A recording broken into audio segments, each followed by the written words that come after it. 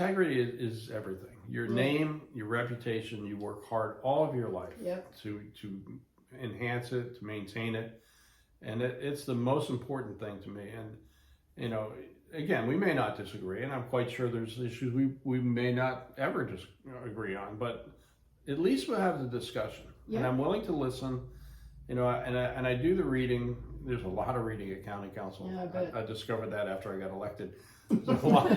But I do the reading, and I listen to the people, and, you know, if they take the time and effort to drive up to the Circle in Georgetown and hold signs, I mean, I'll take the time and effort to go out and listen to what they have to say. I mean, why not? I'm supposed to be representing you. So, well, not only you were out. You came out at the protest, but Luann was there as well. Your wife. She was there. Yeah. She was there, and you know, there was a couple of people advising me not to go out, but that's my job. I mean, I signed up for that. So, and the fact of the matter is, we have a large family. We have 11 children.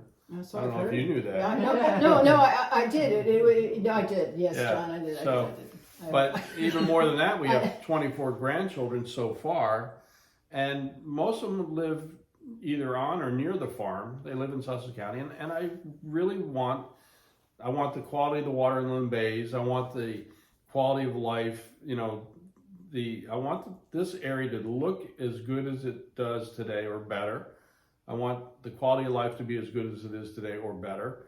I want them to enjoy the same Sussex County that we've enjoyed and we love. So, you know, we are concerned with the rapid pace of growth. I think everybody is. We're concerned with, you know, the increase in traffic that we've seen.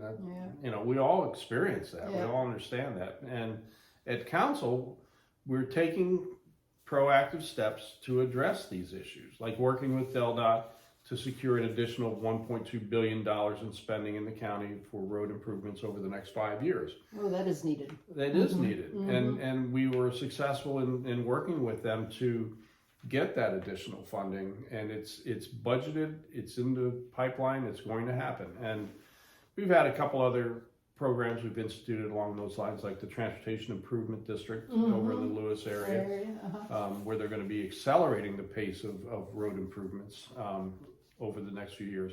So, yeah, there's challenges. We are growing fast. You know, I'm a defender of property rights, I believe. I mean, the state of Delaware has a very strong body of law around property rights, and that's a good thing. But what that means is if an applicant comes in and they've checked all the boxes and they're doing everything we ask them to do and everything the state requires, then they have a right to do with their property what they choose to do. And, you know, our job is try to enhance the quality of the project, try to ask conditions that are going to mitigate the impact it has on the surrounding community, and then work with the state agencies to come up with solutions that are going to improve water quality, roads, and the infrastructure. And that's another reason we strengthened our buffer ordinance, because when you clear cut property and you're cutting down all the trees all the way down to the water's edge, well, guess what? All those roots that were in the ground holding the soil in place are gone. And now you have massive amounts of soil running into the water, not to mention whatever else happens to be there, you know, pesticides or you know, nitrogen, fertilizers. So we've expanded that buffer ordinance and strengthened it, and we're going to see an improvement in the Bay's quality of water as a result. Yeah, I do want the water in the Inland Bays to be clear. As clear as possible. So another thing we're doing is, I'm a believer that having large oyster beds in there, like existed once upon a time. One oyster can filter like 50 gallons of water in a day. So I'm in favor of expanding oyster fields in the bays and let nature help us. Right. You know, because face it, that's a huge draw, and it's a big driver of tourism in the area, which is a big industry that we want to protect.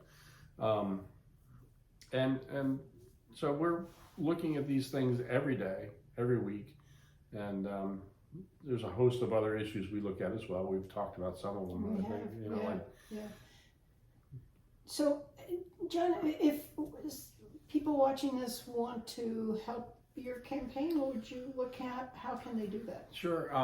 Well, we're on Facebook, Rieley for Council. We have a website, johnrieley.com. Yep. Nobody spells their name like we do, Rieley. No. Yes. And so we were able to grab that domain. Hadn't been claimed already. So johnrieley.com, and we have some videos on there. We have information about me. There's even a place, you know, shameless plug here, but there's a place where you can donate. Hit the tab. You can donate. Put it on your credit card, and we've had a lot of people do that.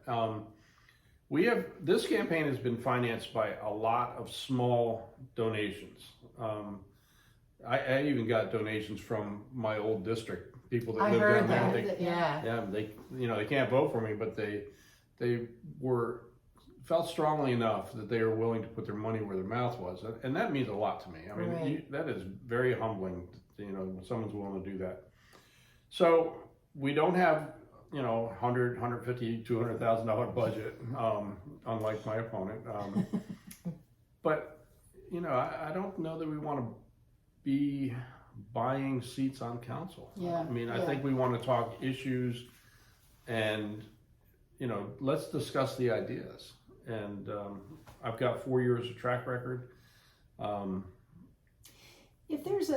Is there, I should say, an issue or issues that sort of for you right now is kind of, you got your eyes on that if you're reelected, you would really like to work on in particular? Yeah, workforce housing is an issue. For example, if you're a nurse, a lot of those positions over at BB, for example, you're required to live within 20 minutes of the hospital. Well, good luck. Yeah, I was going to say. Wow. you can do- it's an expensive area. on a nurse's salary. I mean, I didn't realize. I didn't know yeah. that. So maybe up in Milton, you might find something. You know, maybe use Long Neck possibly, but it's a challenge. Yeah. And yeah. you know, not only that, but shopkeepers, teachers. If you're teaching at Cape Henlopen High School, you know, same deal. I mean, you don't want to have to drive from Seaford clear to Lewis every day. Any I mean, public servant person. Mhm. you know, so whether- state police, exactly. local police. I mean, there's a whole range of people that are earning in that $50,000 to $70,000 kind of range. That purchasing a $500,000 house is just out of the Any question. question, yeah. So, I mean, a lot of times they're young. They haven't built up equity. They haven't built up money for a down payment.